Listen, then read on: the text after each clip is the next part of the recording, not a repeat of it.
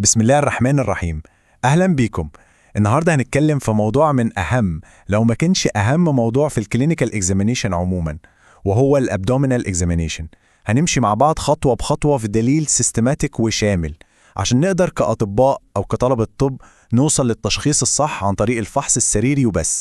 خلينا نشوف هنتكلم في ايه بالظبط. هنبدأ الأول بالجنرال اكزامينيشن والفيتال ساينس. بعد كده هندخل على فحص البطن نفسه بالترتيب اللي كلنا عارفينه: inspection, palpation, percussion واسكالتيشن.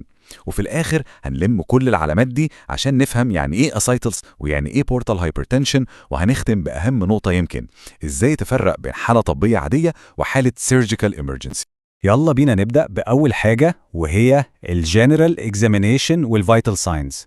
ممكن حد يسأل ليه نبدأ جنرال قبل ما نلمس بطن العيان؟ الإجابة بسيطة. قصة العيان بتبدأ من قبل ما نحط إيدينا على بطنه. كتير جدا من السيستميك ديزيزز بتظهر بعلامات في البطن، والعكس كمان صحيح. طيب واحنا بنعمل الجنرال اكزامينيشن ده بندور على ايه بالظبط؟ في علامات معينة لازم عينينا تلقطها على طول، حاجات زي البالر، جوندس، كلوبينج، سبايدر نيفي. كل واحدة من دول ممكن تكون هي مفتاح التشخيص لحاجة ليها علاقة بالجي اي تراكت او الكبد. خلينا نمسك اهمهم ونتكلم عنهم بالتفصيل. نبتدي بأشهر علامتين وأوضحهم: البالر والجوندس. البالر أو الشحوب ده ممكن نشوفه في عيان عنده جي آي بليدنج أو حتى هايبرسبلينيزم. أما الجوندس أو الصفرة فدي طبعاً علامة كلاسيكية جداً لمشاكل في الكبد، سواء كانت liver failure أو حاجة سد القنوات المرارية زي الأوبستراكتيف ديزيز. طيب في شوية علامات كده أول ما نشوفها على طول نفكر في كرونيك ليفر ديزيز، حاجات زي البالمر إريثيما والديوبيترانس كونتراكتور والسبايدر نيفاي. دول كلهم علامات جلدية مشهورة. لكن الأهم بقى الجاينيكوماستيا والفيمينايزيشن في الرجالة. طب إيه اللي بيحصل؟ ببساطة الكبد السليم هو اللي بيكسر الاستروجين وبينشط الأندروجين. لما بيحصل تليف الكبد بيفشل في وظيفته دي، فالنتيجة إن الاستروجين بيزيد والأندروجين النشط بيقل، فتبدأ تظهر العلامات دي. دلوقتي ندخل على فحص البطن نفسه، وأول خطوة طبعا هي الانسبكشن. وهنا بنقول إن العين المدربة بتشوف حاجات ممكن أي حد تاني ما ياخدش باله منها، فالملاحظة الدقيقة هنا مهمة جدا. عشان فحصنا يكون سيستماتيك وما ننساش حاجة، في 9 نقط أساسية لازم نعلق عليهم بالترتيب واحنا بنعمل انسبكشن، من أول شكل البطن وحركتها مع النفس لحد ما نوصل للسكارز والفينز. هنمسكهم واحدة واحدة عشان نضمن إننا غطينا كل حاجة. نبدأ بأول حاجة، الكونتور، يعني شكل البطن. الشكل ده ممكن يكون حاجة من 2 أساسيين: يا إما سكافويد، يعني البطن داخل لجوه، وده بنشوفه في حالات الجفاف وسوء التغذية وأحيانا في التي بي بيريتونايتس، يا إن العكس تماما، generalized distension، يعني البطن منفوخة كلها، ودي ليها أسباب مشهورة بنلخصها في ال6 Fs. إيه هما بقى ال6 Fs دول؟ دي طريقة سهلة عشان نفتكر أشهر أسباب الجنراليزد ديستنشن. أول حاجة فات يعني obesity، تاني حاجة فلويد اللي هي الأسايتس، تالت حاجة فلاتس يعني غازات، رابع حاجة فيسز يعني constipation شديد، خامس حاجة فيتس يعني pregnancy، وآخر حاجة لا قدر الله fetal growth يعني ورم. حفظهم بالشكل ده بيسهل قوي الديفرنشال دايجنوسيس. النقطة التانية في الانسبكشن ولازم نركز فيها قوي هي حركة البطن مع النفس. الطبيعي إن البطن بتتحرك بحرية مع الشهيق والزفير. طيب لو لقينا الحركة دي محدودة جدا أو مش موجودة خالص، دي علامة خطر جدا وعادة بتشير لوجود بيريتونايتس. ليه؟ لأن أي حركة بتسبب ألم رهيب، فالعيان بشكل لا إرادي بيحاول يثبت عضلات بطنه عشان يتجنب الألم ده. نيجي بعد كده للأمبليكس. دي نقطة مركزية ومهمة جدا في الفحص. ممكن تكون inverted زي في حالات السمنة، أو everted يعني بارزة لبره، وده بيحصل مع زيادة الضغط جوه البطن زي في الأسايتس. لو لقينا لونها مزرق ده ممكن يشير لوجود هيموبيريتونيوم. لكن أهم وأخطر علامة على الإطلاق هي الكابوت ميدوسا، ودي لما نشوفها بتبقى علامة باثوجنومونيك، يعني علامة مؤكدة لتشخيص البورتال هايبرتنشن. بعد كده بنبص على الهير ديستريبيوشن عند الرجالة. لو لقينا إن توزيع الشعر بدأ ياخد النمط الأنثوي أو اللي بنسميه feminization، دي علامة قوية ممكن جدا تشير لوجود liver cirrhosis. وزي ما شرحنا قبل كده، ده بسبب إن الكبد ما بقاش قادر يكسر الاستروجين. آخر حاجة في الانسبكشن هي السكارز، ومهم قوي هنا إننا مش بس نقول في سكار وخلاص، لازم نسأل العيان عن سبب العملية. يعني لو لقينا سكار بتاع سبلينكتومي لازم نسأل هل كان بسبب تروما ولا هايبرسبلينيزم ولا ورم، ولو لقينا سكار بتاع نفركتومي هل كان تبرع ولا ورم ولا هيدرونيفروزس. كل سكار وراه قصة مهمة في تاريخ العيان المرضي. كده خلصنا الانسبكشن، ندخل بقى على المرحلة التانية وهي البالبيشن. هنا هنبدأ نستخدم إيدينا عشان نحس البطن وندور على أي tenderness أو organomegaly. وطبعا التكنيك الصح هنا هو كل حاجة عشان راحة العيان ودقة الفحص. إزاي نعمل بالبيشن صح؟ أول حاجة لازم العيان يكون نايم فلات ومرتاح تماما. نطلب منه يتني رجله عشان عضلات بطنه ترتاح.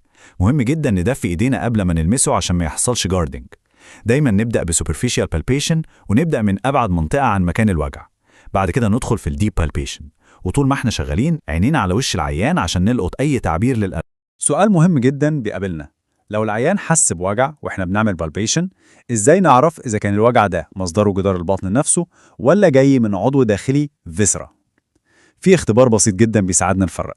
الاختبار ده اسمه الهيد ليفت تيست. بنطلب من العيان انه يرفع راسه، فده بيعمل كونتراكشن لعضلات البطن.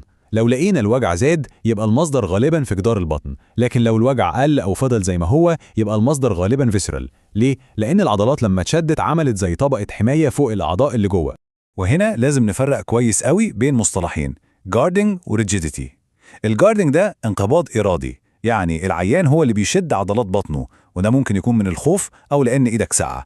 لكن الريجيديتي ده تصلب لا إرادي، البطن بتبقى عاملة زي الخشبة أو بورد لايك أبدومين، ودي علامة خطيرة جدا وبنشوفها في حالات البيروتونايت.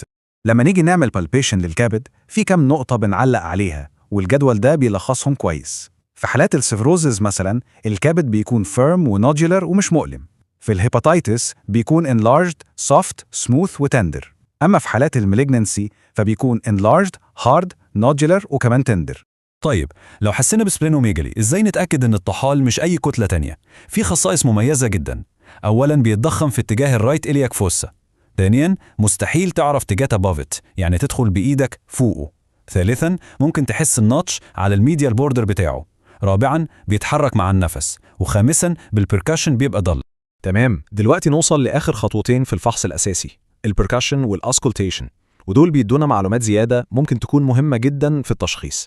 إيه هو أصلاً الهدف من البركاشن؟ الهدف ببساطة هو إننا نحدد طبيعة الحاجة اللي تحت إيدينا. لو الصوت طلع ريزونانت ده معناه إن تحته فيه هواء زي في المعدة والأمعاء، أما لو الصوت كان دال فده معناه إن تحته فيه solid organ زي الكبد والطحال، أو فيه سائل زي في حالات الأسايتس. واحد من أهم استخدامات البركاشن هو الكشف عن الأسايتس عن طريق اختبار الشيفتنج دالنس. بنعمله إزاي؟ بنبدأ البركاشن من النص لغاية الجنب لحد ما الصوت يبقى ضل. بنثبت صباعنا في المكان ده ونطلب من العيان يلف على جنبه التاني. نستنى حوالي 30 ثانية عشان السائل يتحرك ونعمل بركاشن تاني في نفس المكان بالظبط. لو الصوت اتحول لريزونانت يبقى الاختبار ده بوزيتيف للأسايتس. أما في الأسكولتيشن أو بالسماعة في كم صوت مهم بندور عليهم. أولهم الباول ساوندز، لو مش مسموعة خالص بعد ما نسمع لمدة دقيقة أو 2 ده بيشير لوجود paralytic ileus. ممكن نسمع venous hum حوالين السرة وده معناه portal hypertension. وممكن نسمع arterial bruits اللي ممكن تشير لrenal artery stenosis.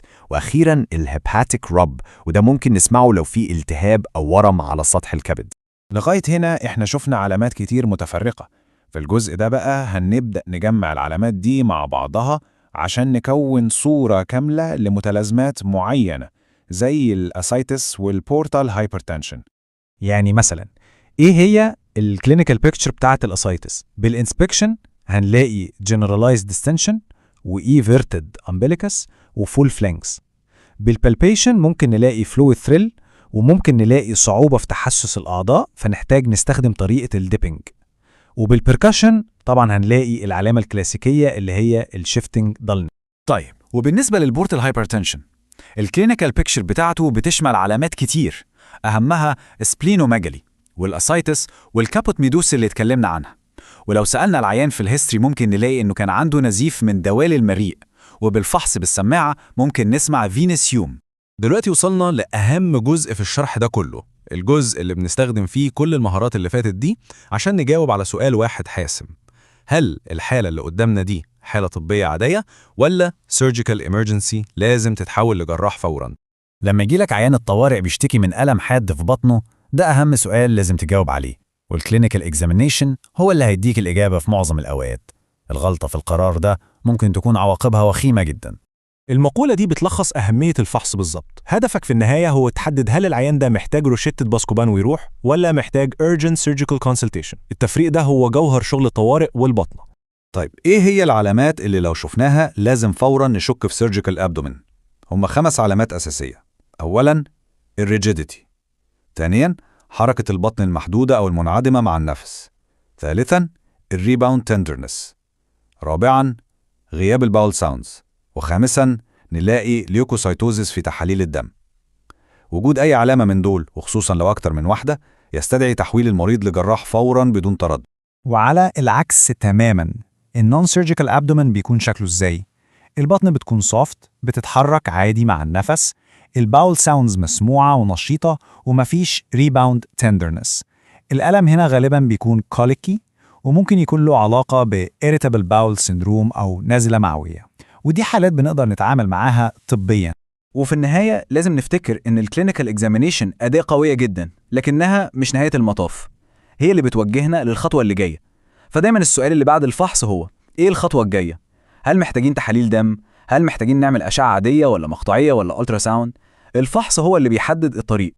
كان معكم دكتور إسلام جمال، أخصائي البطنة والسكر. ما تنسوش الاشتراك في القناة، ولو حابين نعمل فيديوهات أكتر عن مواضيع معينة اكتبوها لنا في الكومنتات. بالتوفيق دايما إن شاء الله.